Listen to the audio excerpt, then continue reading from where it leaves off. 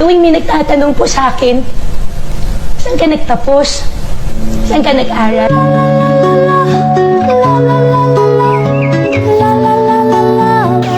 Wag naman sana ganito yung mga pinapalabas sa social media, 'di ba? Seryosong usapan ito at dapat imbestigahan at nakasalalang dito ang reputasyon ng Pilipinas. Bakit nagtuloy ang POGO ng Zunyu One Technology?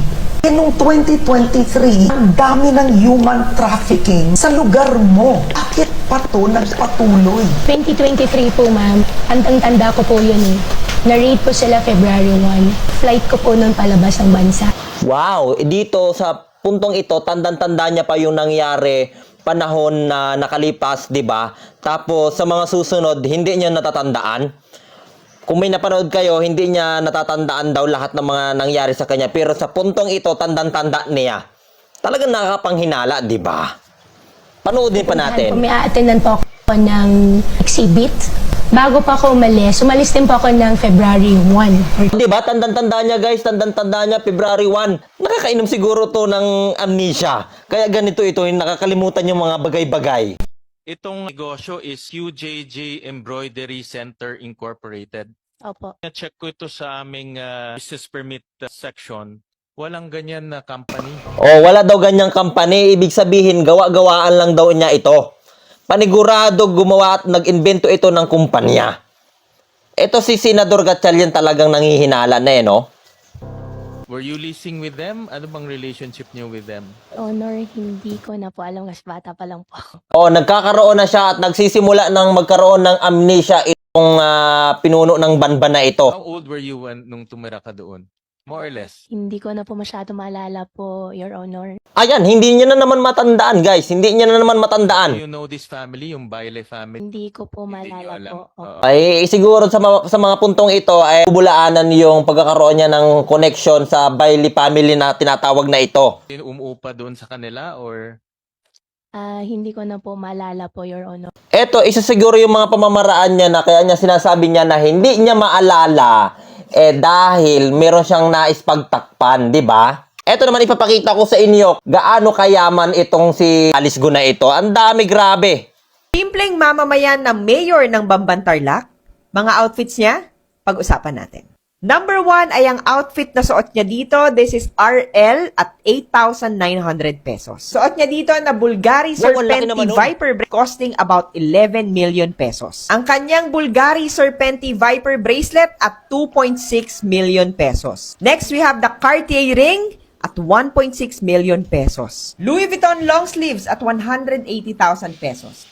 Bulgari Serpenti bag at 200,000 pesos. Of course, mawawala ba Chanel CC flap at 350,000 pesos. Louis Vuitton crew neck at 63,000 Grabe, pesos. Siyempre, we have the 60 Jimmy Choo na Kaya pumps pa ni ng Mayor at simpleng tao yan at mamamayan 195,000 ng pesos. banban. Next is Hindi the kaya Goyard yan, diba? tote bag Sigurado may at tinatago talaga to si, 340,000 pesos. si Alice Sana Go na all. to eh. Givenchy na white leg trouser at 93,000 pesos. And of course, ang kanyang Rolex Daytona na twinning kay Jinky Pacquiao.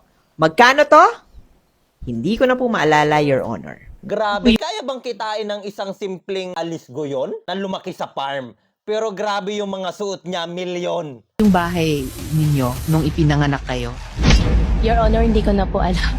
So, saang homeschool provider naka-connect yung teacher ninyo? Your Honor, hindi ko na po maalala po yung pangalan. Kung saang lugar.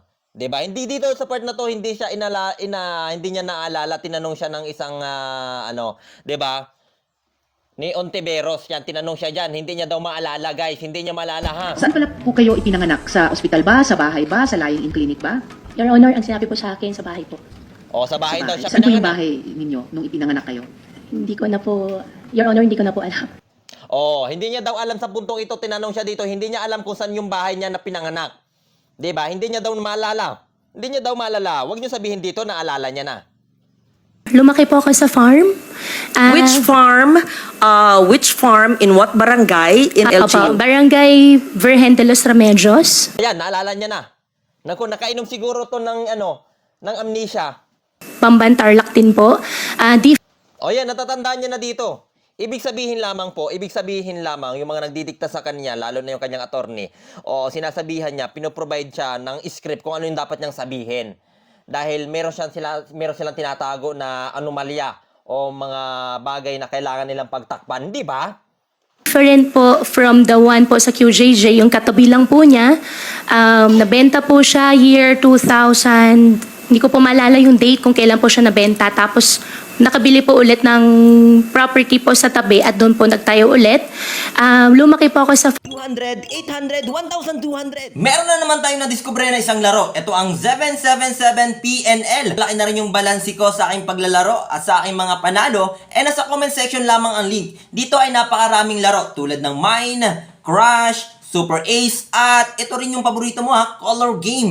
Sa mga taong gustong maglibang, download nyo na. At syempre, paalala, bawal ito sa mga bata. Kaya naman, subukan nating palaguin ang pera na meron tayo dito sa loob ng wallet natin. Let's go! At pinili ko nga laruin ang Mines na kung saan meron tayong balanse na 25,407.46 at iiwasan lang naman natin yung mga bomba na sumabog at pindutin natin. At ngayon kapag meron ng panalo, cash out lang natin at lalabas na 400. At subukan ulit nating tumaya. Yan lang naman ang ating dapat iwasan, yung mga bomba. Kaya pagka-bet natin, yes, panalo ulit tayo, 800. Subukan ulit nating manalo. At tumaya ako ng 600 at panalo tayo ng 1,200. Ganyan kabilis manalo dito sa 77 PNL. Pagkatapos mo ngang ma-download ang game na to, ang 77PNL, sa comment section ang link, mamimigay tayo ng 5 makapag-download agad ng games na ito. 77PNL at siguraduhin manalo sa paglalaro ng mga games na paborito mo.